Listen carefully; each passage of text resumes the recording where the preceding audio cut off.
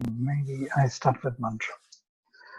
Om Apyayantu mamangani vak pranaschakshushrotam atho balamindriyani cha sarvani sarvam brahma upanishadam maham brahma nirakuryam mama brahma nirakarot anirakaranamastva nirakaranam mestu Tadatmani nirateyo upanishatsu dharmaste mai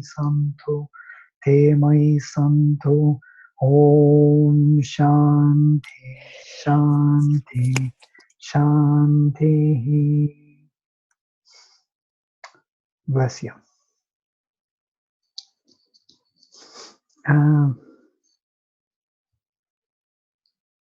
This is a Shanti Patha of Kena Upanishad.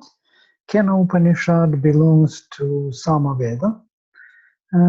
So before we read Isha Upanishad, which belongs to Yajurveda, Shukla Yajurveda, Vajrayana Samhita, and Kena Upanishad belongs to Samaveda, Samavediya, so to say, to Jaininiya Upanishad Brahmana. It is part of Brahmana text, also very ancient Brahmana, but they are kind of on the same level. Isha and Kena most probably belong to similar time, to the same time. So the Shanti Patha, it is of Samaveda. Apyayantu mamangani, may my limbs grow strong. Vak pranach chakshuk shrotram, my speech, my breath, my sight, my hearing. Athobalam indriyani chasarvani, and my force, my physical strength, and my whole senses. And notice that senses are separate in their view from faculties of consciousness, from vak, prana, chakshuk, and shrotram. They are not senses. It's very interesting because later in Sankhya, these will be senses. So now senses are mentioned separately, and all the senses. Sarvam Brahma Upanishadam, may this, so to say, this Upanishad is about all. This Brahmanic Upanishad, this Upanishad about the spirit is all. Maham Brahma Nirakuryam. May Brahman may not leave me, out of translated. Brahman should not leave me. Mama Brahman Nirakarut. So may I not leave Brahman. May Brahman not leave me. Anirakaranamastu, Anirakaranam mestu. May there be no departing from Brahman, no separation. May there be no separation of me from the spirit. Excuse me, Vladimir, is it... Yes, there is a grey skin. We are not seeing the text. We're seeing just the green screen. So we were wondering if this is meant or... Oh, yo. Oh, so sorry. God, it's my mistake. Okay. With you. Hello. Sometimes I think that it is already there. It wasn't there. Yes. This was the text, and it was the this text which we read in the transliteration. So may my angani, mamangani grow strong, apyayanto, vak pranach chakshuk shrotram, speech, prana, sight and hearing, athobalam, and thus force, indriyani chasarvani, and all the indriyas, all the senses. Sarvam Brahma Upanishadam, because this Upanishad is about the whole spirit. Maham Brahma Nirakuryam. May I not leave the spirit. May I not depart from Brahman. Mama Brahma Nirakarut. May Brahman not leave me. These two Ma is first negating particle, may not, and the second Ma is me. May not Brahma leave me, Nirakarot, depart from me. Anirakaranamastu, may there be a non-separation of Brahman. Anirakaranam mestu, may there be non-separation of me from Brahman. So Brahman from me should not separate, and me from Brahman should not separate. Tadatmani nirateya upanishatsu dharmaha, temayi santo, temayi santo. And those which are dharmas, ye dharmaha, in the Upanishads, expressing that self, that transcendental self, tadatmani nirate, which is totally revealed or satisfied self. Temayi santo, may they be in me, may they be manifested in me. The dharmas of that transcendental self, which are expressed in Upanishads, may they be revealed in me. So this is the Shantipatha of Samaveda. Whenever there is Samaveda text, whatever text it is, or Brahmana or Aranyaka or Upanishad, or Samaveda Samhita, that means summons are sung, then these Shantipatha will be preceding them. So we are coming to the first chapter. Let me open Sri Aurobindo's text, it will help. Kena Upanishad. The word Kena, it is because the first word is Kena in this text. So the text is taken from Jaimini Upanishad Brahmana, and the first word of this text is Kena. So, and the whole Upanishad is called Kena, according to this first word, which means by whom? Question. By whom? The same as Isha Upanishad, as you remember. Isha is the first word, and it gives the name to the Upanishad. Isha Upanishad, because the first word is Isha, by the Lord. So Isha Upanishad can be translated by the Lord Upanishad, and this Upanishad can be translated by whom Upanishad.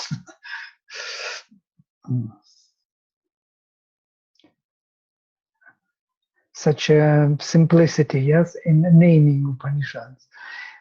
By the way, it also shows that the names of these Upanishads came later. They were not important. They were named later.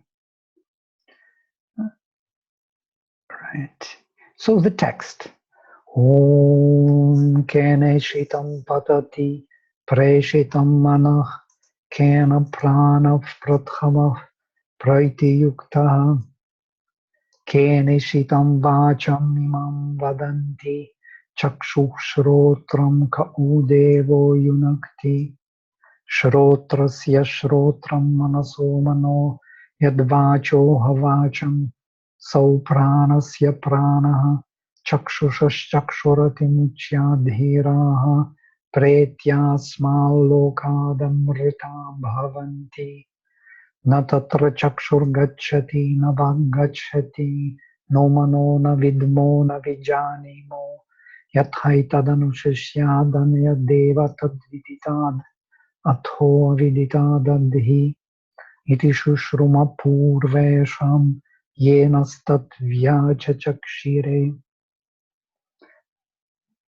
So the first phrase, kena ishitam patati preshitam praishitam manaha.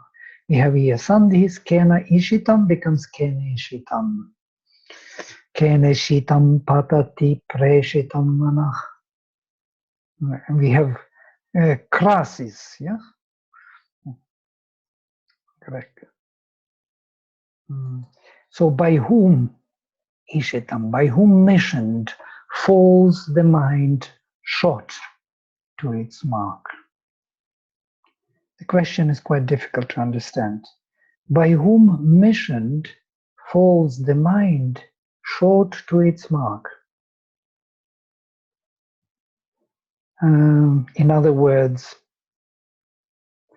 who compels the thought process? Who pushes the thought to go logical way to its object, to its outcome, to its understanding. Who is actually animating in us the process of thinking? Why suddenly thoughts are moving? Why suddenly we cannot stop thinking? Why are we thinking about things what we think about? It's a big question. Who really is the engine? What is that force which makes thoughts move to its mark, to its aim? Who made this logic in such a way that logically thinking we will arrive at understanding? Who drives this force of the thought to its outcome, to its aim? It's the first question. Second question. Kena prana prathanaf praitiyuktah. By whom yoked moves the first life breath forward on its path? And this is interesting. By whom yoked? Who ties the breath, the life force, to this body? And this body is carried forward by this life force through lifetime. You know, when we are born, for the first time, what do? We do, we breathe in and breathe out. So what is interesting that we are making first breath in and then we breathe out and breathe in and breathe out the whole our life. And when we die, we breathe out and we don't breathe in. So basically our life is between first breath in and last breath out. There are only two breaths which we do, and in between there are many which constitute our lifetime, but there are mainly two breaths. So who is that force which ties this life force to this body?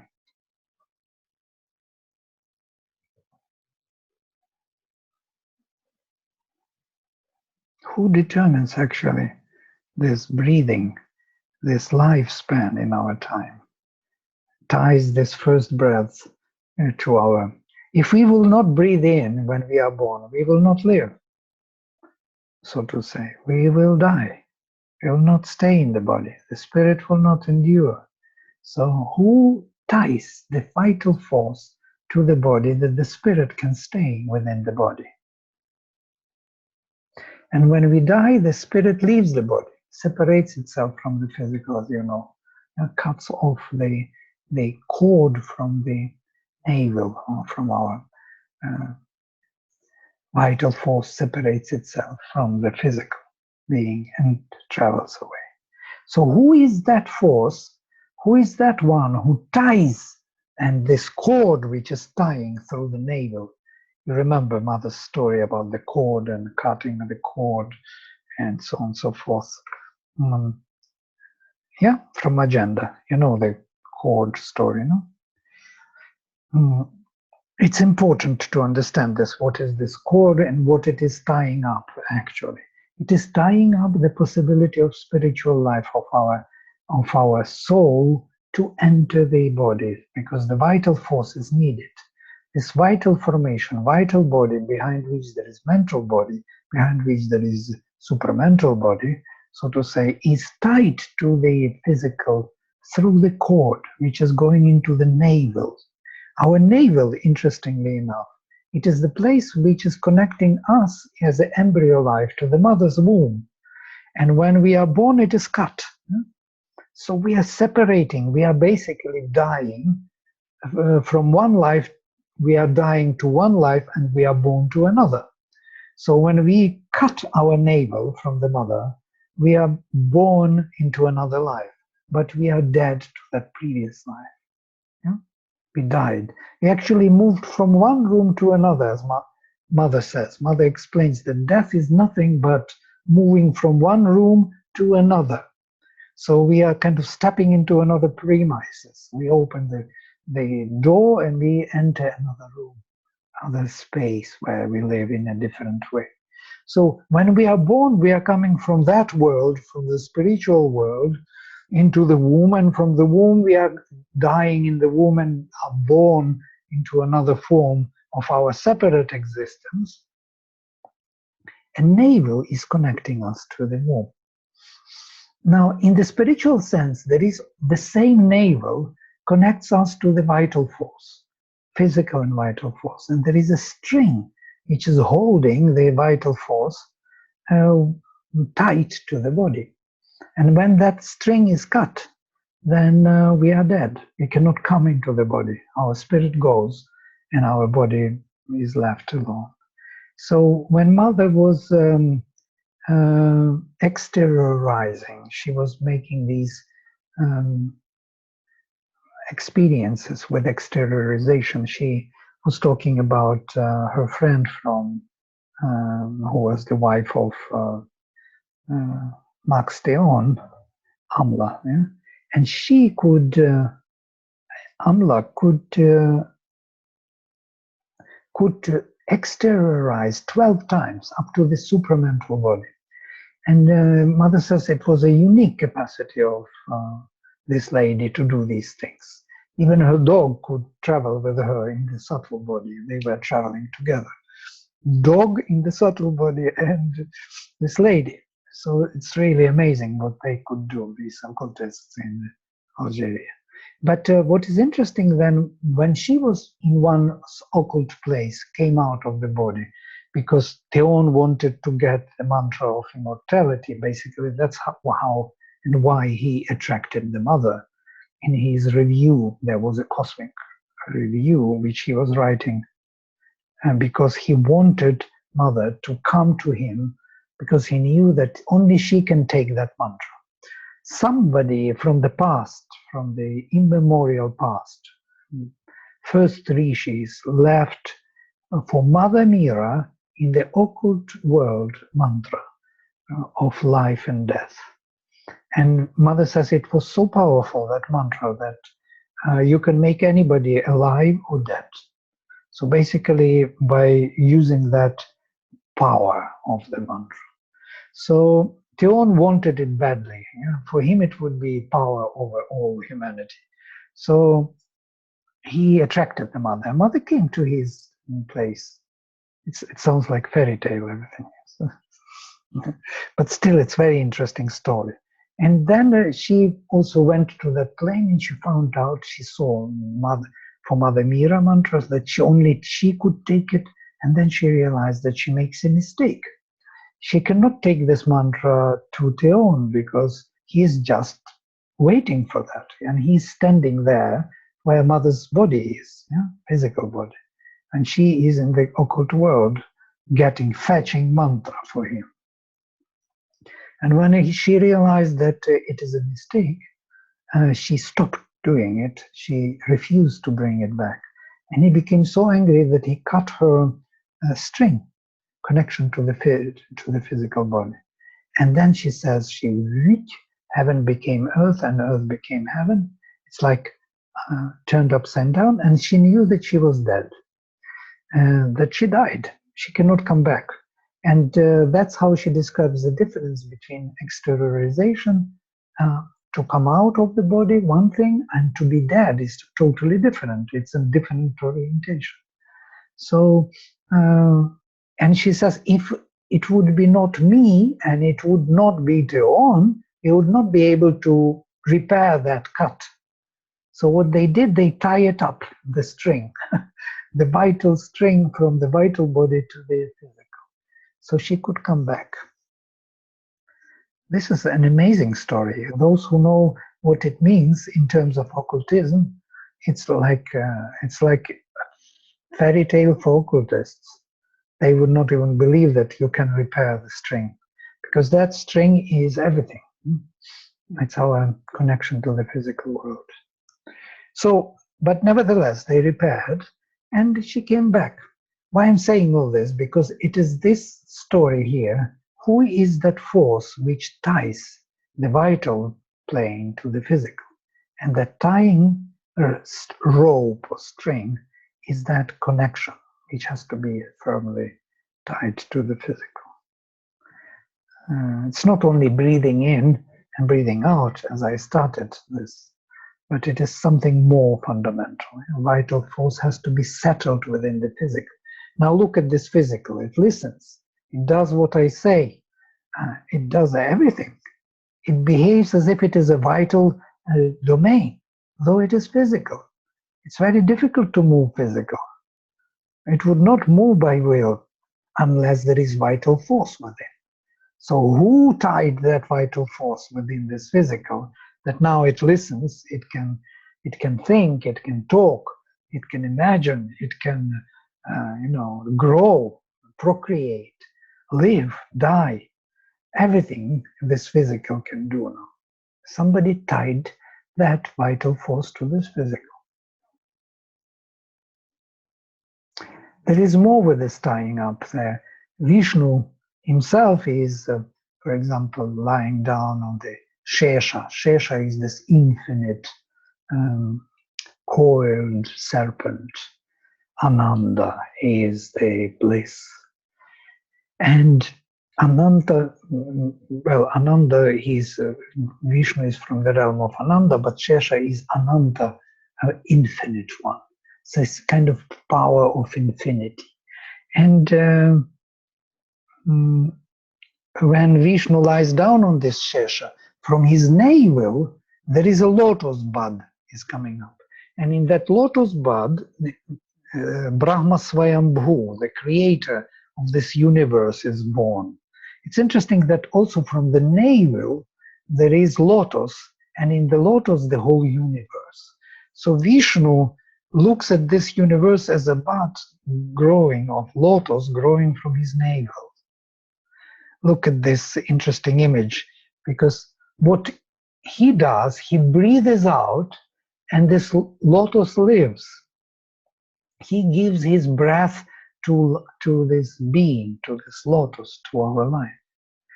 Very similar to Adam and Eve. When God created Adam, what he did, he gave his breath into the clay of Adam. And then when he did into him, Adam started breathing. He started to live. He gave his life to him. So God died in order to give life to this being. Died means he separated his life from himself. He gave his life into this other thing. Not died, he just separated. I mean, died in the sense that he became something else. He gave away his life force. It's the same way of thinking of life force being tied to the physical body, to the clay.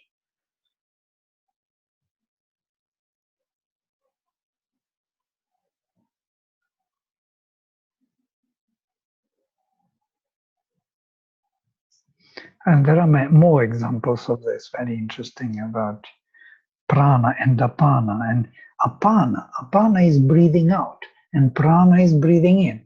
So apana is the way to catch the physical body, the physical formation. And we will come to it in Aitareya. Aitareya is dedicated to this, how the spirit came into the physical body. And we will see exactly this again. And I will remind you about this. Who is that force who ties the spiritual being to the physical form? And this is something, a profound question. Okay, let us take next one. Kena shitam vacham imam vadanti. By whom impelled is this word that men speak? Yeah. Who impels, who compels, who propels the word, who pushes the word forward that we speak? In other words, why do we speak what we speak? Why do I say what I say today? Who chose that word to be spoken and made it for myself to speak? It's really a big question. Who does it, really? Why do I speak this today? and not something else. I speak something, yes, but it is chosen in some way. And who made a choice for me to speak that thing now, and not other choice? This is a profound question. Why do we speak what we speak in the moment we speak it? So you can see we are already moving into some kind of space.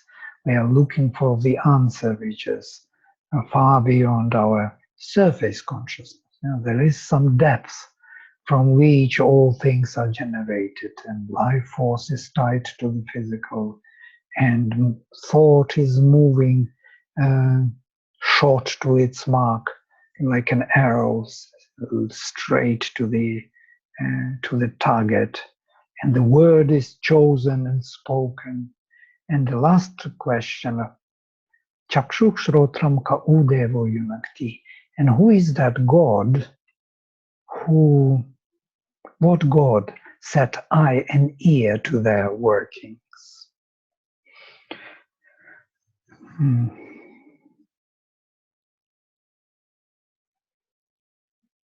And we understand very little about eye and ear. We do not know why and how we see and hear. What is seeing and what is hearing, we know very approximately. Truly speaking, we can't even distinguish these two things. So, who makes this consciousness perceive through seeing and hearing, through form and name? Who generated these two entities of form, which we see as everything has a form, everything, and name, and everything has a meaning. Every form has some meaning. Who made this work for us? That this form would have this meaning and not other meaning. And that meaning would have that form and not other form. And why is that so?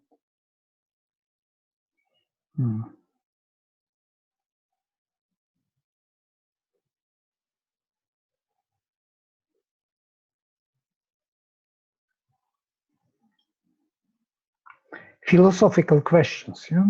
Profound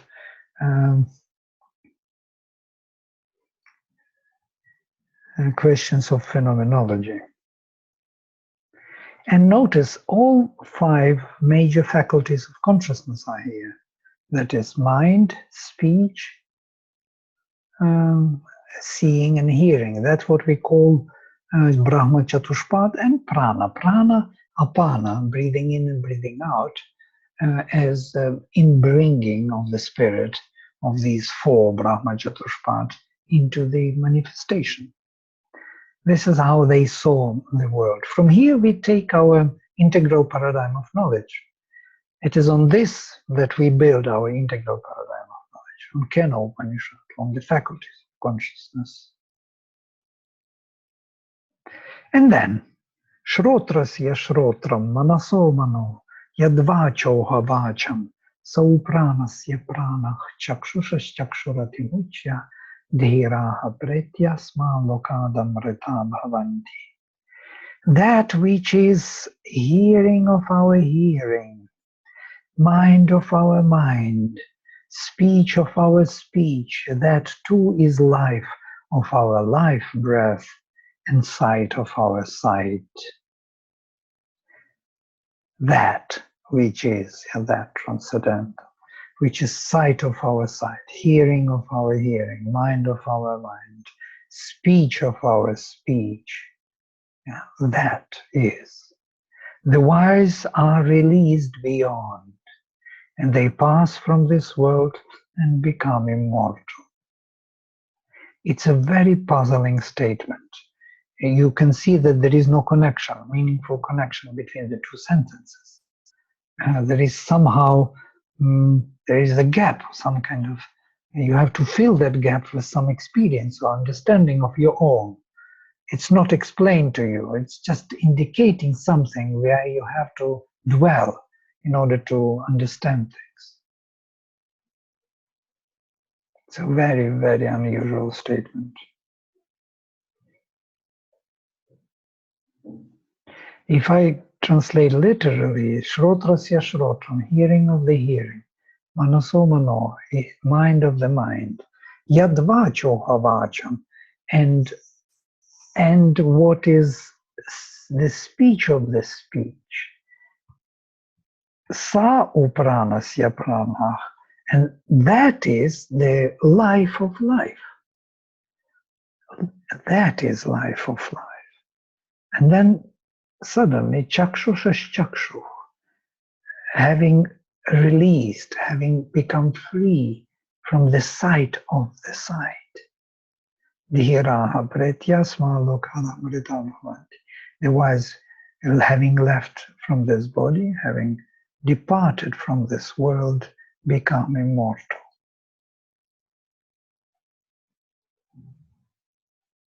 I never could totally unpack this statement, truly speaking. Every time I see something new, and never could really totally understand. So yadvacho havacham, that is of which is speech of our speech, and the prana of our, that is prana of our prana, that is life of our life. Sri Aurobindo in the commentaries will give all the explanations of these passages very beautifully, that actually Brahman is hearing of our hearing, speech of our speech. It's not speech, but it is that which is behind that speech. That is Brahman. Yeah? It is not the life, but it is life of that life. That is Brahman. So there is some other life within that life, which makes that life for us life. And when you say beyond, is beyond in the sense of a faculty, or beyond in the sense of a moving force, or beyond means out of life. Actually, pretya means having gone out, so to say, having died. Yeah? So after death, not in the body, it looks like. Yeah? Pretya literally always means in these texts that having departed from this life. Having departed, they become immortal, which is a little bit in this new fashion. In the new fashion of immortality as spiritual immortality, not physical. But I'm not sure totally. Maybe even pretya means something else, because I'm translating it from the point of view how it is being translated by all interpreters. Pretya literally means having gone forward. Having gone forward. Maybe it is not departing from the body. Maybe it is moving forward in time or in the evolutionary time. Maybe it is just having evolved. They become immortal. It's a new interpretation, but I never thought of it. Could be exactly that. Having gone forward, they become immortal. It's not now. You cannot become now immortal, but you can become immortal in the future. If you fulfill this requirement of consciousness, if you get the hearing of our hearing, the seeing of our sight, the life of our life, the speech of our speech, the mind of our mind. Interestingly, the mind of our mind is that what Sri Aurobindo says, that we cannot understand how this mind functions until we discover the supermind, because the supermind is actually the mind of our mind. It is the force which makes mind meaningful. Yeah? So it could be that all these faculties meant to indicate the supramental counterpart, the proper, the origin, the source from which everything generates, the consciousness generates these faculties. Yeah? Benedetta, you wanted to say something? Yeah, I will look for that. I don't remember in which dialogue, but there is certainly some very similar expression in Plato, and basically it's an application of his theory of ideas to senses. And so this was pretty much discussed also. Somehow there's something in Greek cultures that see the senses as coming from a faculty, no? As or each act of sense presuppose, in a sense, a faculty. It seems to be something abstract for them, no? A sort of idea of the hearing or the. And I think that Plato uses some very similar expression about hearing of the hearing. Or so I would take a check just to see if there is something we can somehow. There is a very famous image of the projection of the shadow on the wall from the fire. You see the shadow, and you see the real beings and shadows kind of playing the theater of shadows, but the real being is not the shadow. So that in that sense it is life of our life. So you play with shadows with a reflection, but it is not totally real. So it is kind of speech of our speech, yes, or mind of our mind. So there is something real behind it.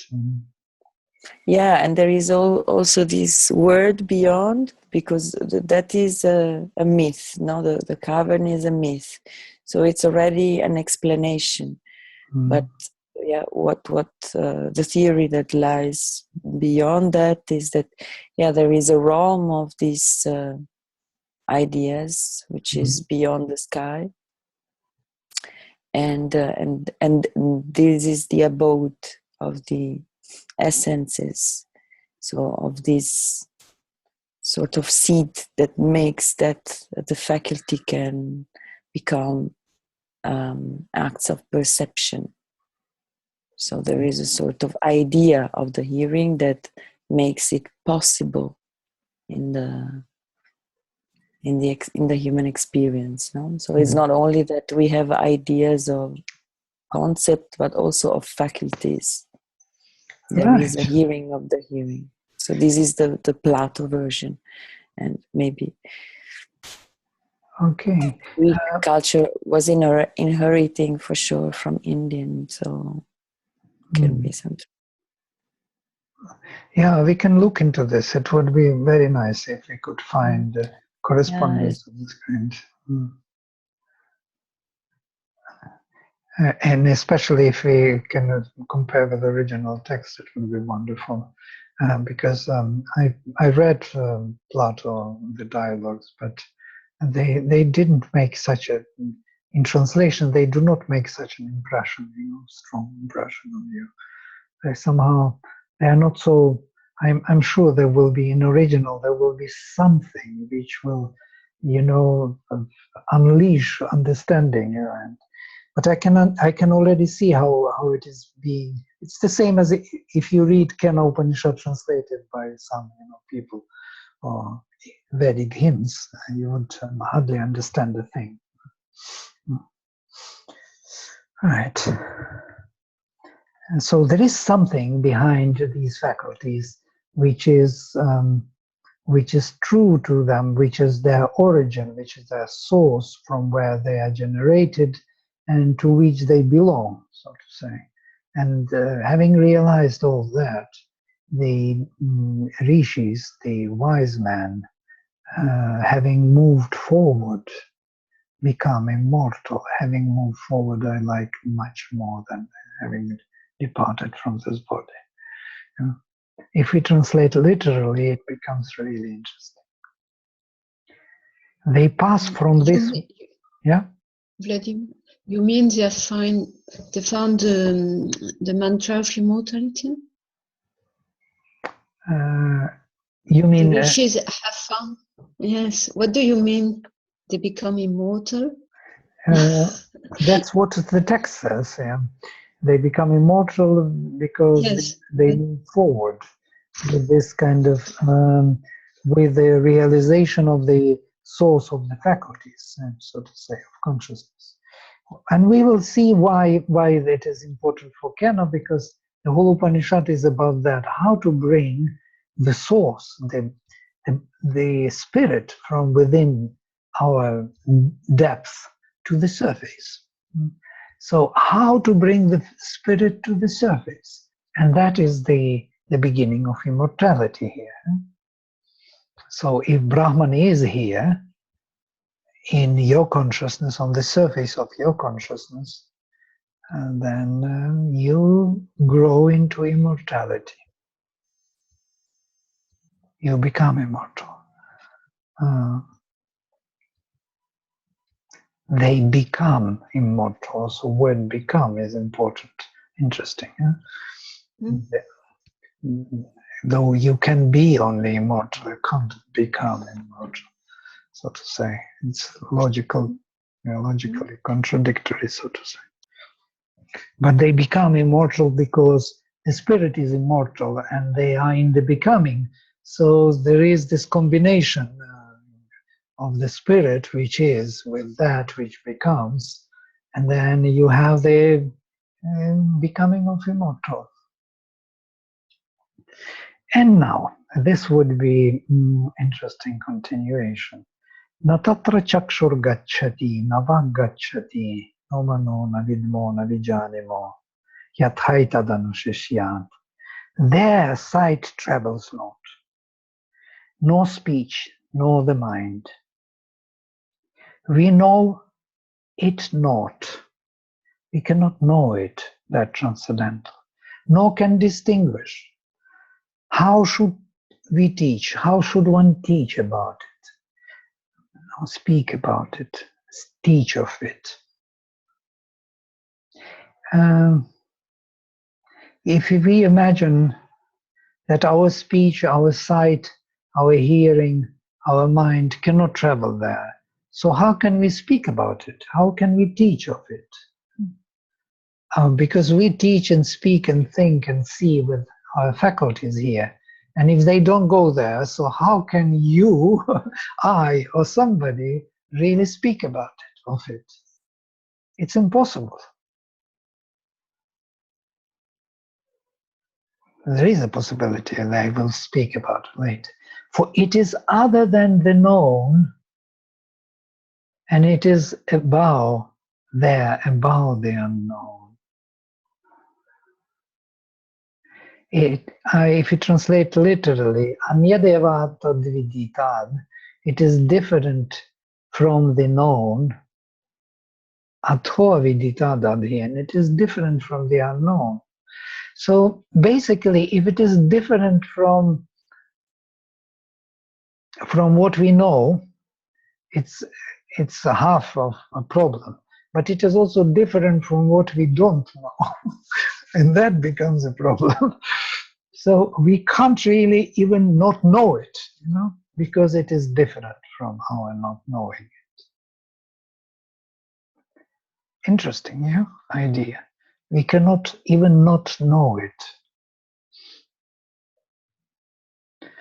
because it is different from our ignorance, from our not knowing it. But also because it's the root of what we know, is what makes it possible. Right.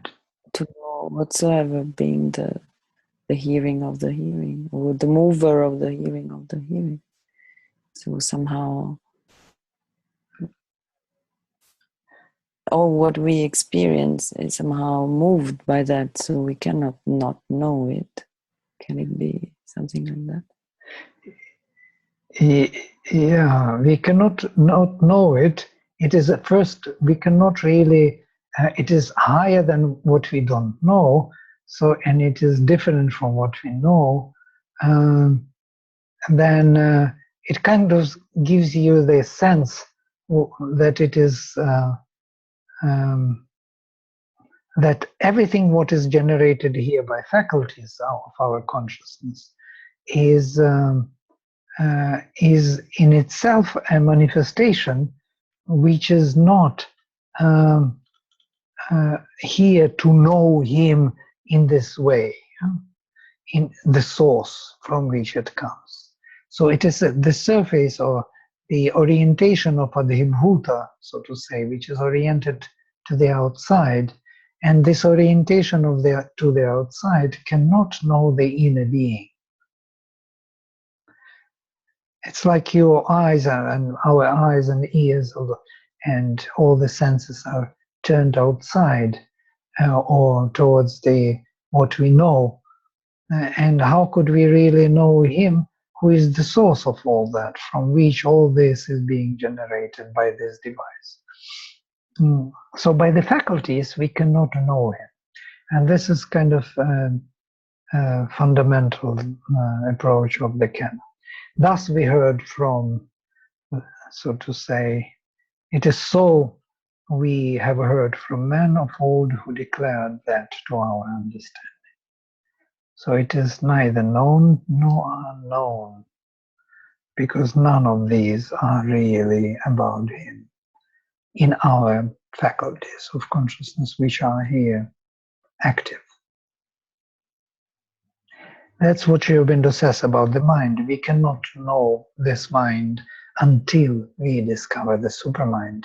When we discover the supermind, we understand how mind works. But before that, it's impossible to understand what mind is doing.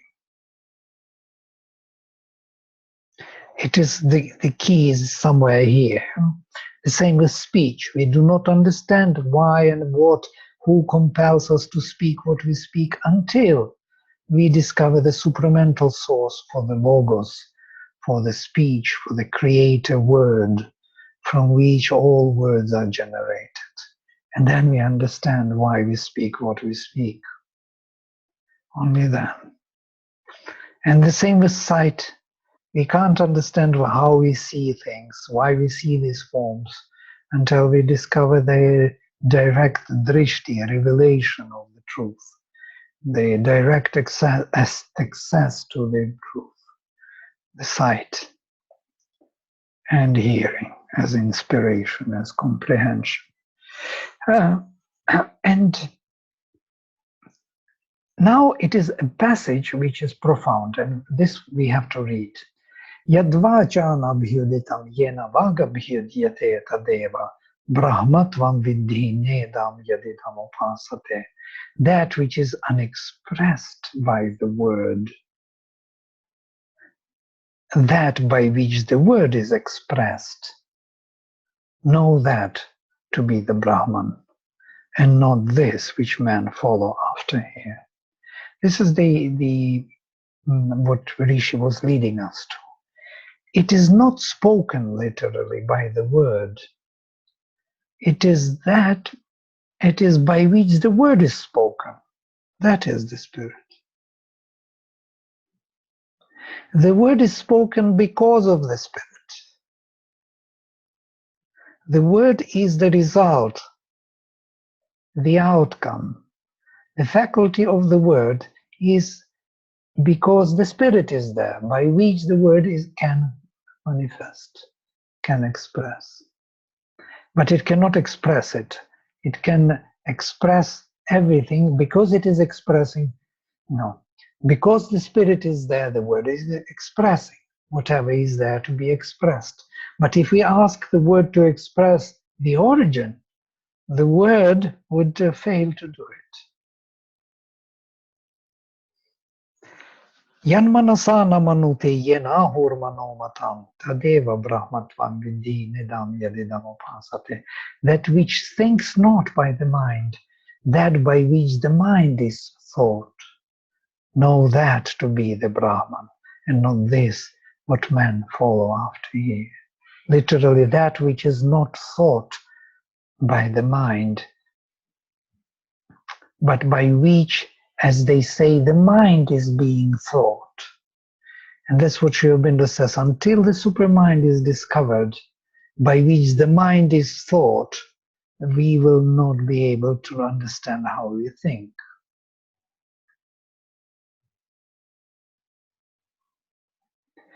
Yet chakshushana pashyati, that which is not, which sees not with the eye, that by which one sees the eyes seeings. Know that to be the Brahman, and not this which men follow after ear. Yet shrotrena na shrenoti yena shrotram idam shrotam. That which he is not with the ear, but by which the ear's hearings is heard. Know that to be the Brahma, and not this which men follow after. And the last one, yat pranena na praniti yena prana praniyate. That which breathes not with the breath, that by which the life breath is led forward in its paths. Again, forward. That to be the Brahman, and not know that to be the Brahman, and not this which men follow after you. So if we look at this beautiful expression, so it is not spoken by the word, cannot be spoken, but it is because of which the word is speaking. It is not seen, it is not thought by the mind, it is because of it the mind is thinking. It cannot be seen by the eye, it is that by which the eye is seeing, because of which the eye can see. It is the consciousness within the eye. It is the consciousness within the word. It is the consciousness within the mind. And because of that consciousness, the mind is doing its work, the eye is doing its work, and the word is doing its work. They are all working because of it. And how can they express it then, really? Can they express it? Can they really know it? No, the first postulate, and it is only first, it's not the end of the Upanishad, is that they cannot. Later we will see the change, very beautiful change. There will be additional meaning to it, how they can really do it. And that will be all about this Vedantic yoga. How could they express the spirit?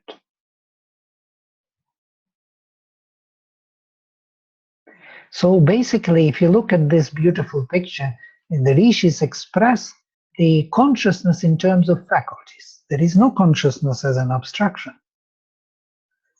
There is hearing, seeing, speaking, thinking, and all of them are charged with the presence of the spirit.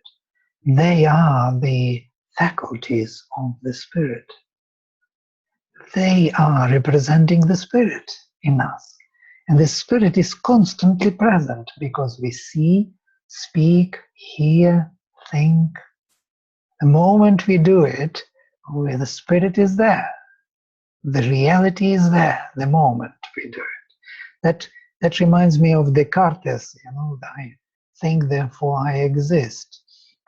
Very much so, because he got this idea from his meditation in a very difficult period of time when there was a war or something, and he was sitting in the room, in the dark room, and somebody was telling me this story, somebody who studied Descartes. Maybe I'm wrong, but you can correct me if you know it better. And then he closed his eyes, he says, and he saw this thought. And then he thought, oh, I think, therefore I exist. Because I think I exist. So it's a kind of interesting idea of existence, or the consciousness behind it. Because the faculty is active, that means there must be a spirit behind the faculty.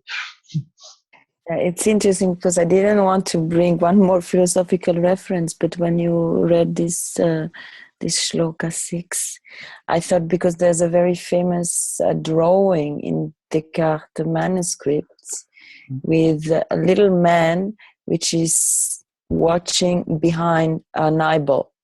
So that you have the drawing of the eyeball, and behind, like, there is a little man which is watching through the eyeball.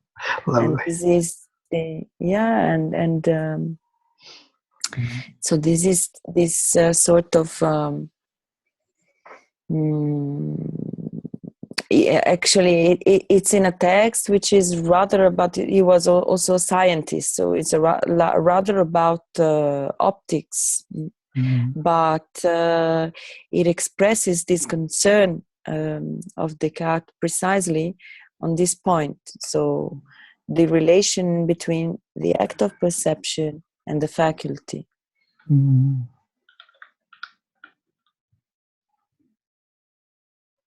Wonderful.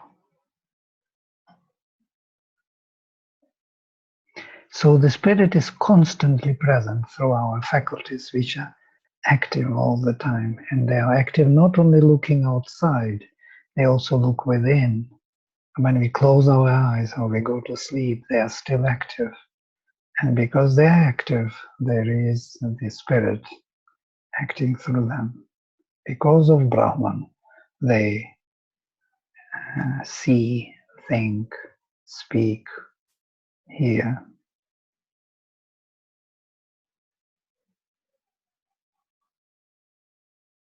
It is the beginning, it's the entry what these faculties should do in real life. They are the intermediaries, they are the connections to the spirit, and they must manifest the spirit within our nature. This is the next chapter is waiting for us. All right, so we'll stop here for today. Very nice entry to Kena. Let us then close with the mantra. Om Apyayantu mamangani vakpranah chakshushrotram atho balamindriyani cha sarvani sarvam brahma upanishadam maham brahma nirakuryam mama brahma nirakarot anirakaranamastva nirakaranam mestu tadatmani nirateya upanishatsu dharmaste mai santu te mai santu. Om Shanti Shanti Shanti. All right. Okay, so we meet on Thank you very much. On Thursday, yes, for sure. And thanks for the reminder. I was already organizing for that. But how many classes is the course made of? Like it is 30, I think. 30. Good. Not just to organize payments and all. Oh, no problem at all. All right. Okay. Very nice. And see you then. Later. Yeah. Bye. Thank you very much. Bye-bye. Ciao.